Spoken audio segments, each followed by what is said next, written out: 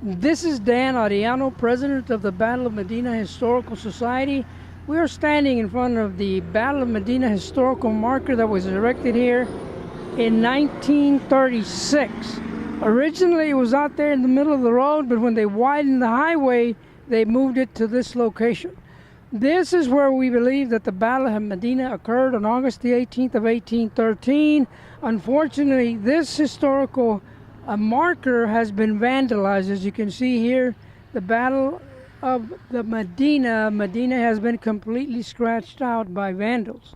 It does describe the enormity of the Battle of Medina on August the 18th of 1813. And we are now going to be going to the other historical marker at Mount Carmel Church. Now, we are basically located just south of the Medina River. Medina River is about a quarter mile up the road, and Spanish historians say that the battle occurred closer to the Battle of Medina than American historians. But we're here checking it out for ourselves, so we'll be bringing this on the air to you in the near future.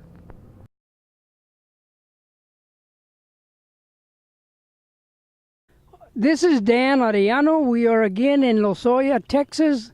This time we are at the cemetery across the street from the big high school, the Southside Independent School District here in Lozoya, Texas.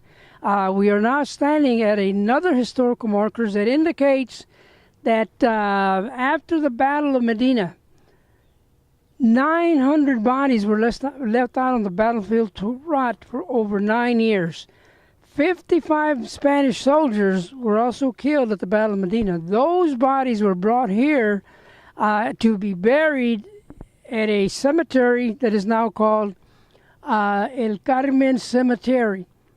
Now, we know that the bodies of the Texans, the Tejanos, the indigenous people that fought in this the biggest battle ever in the Battle of Medina, were left out there on the battlefield to rot.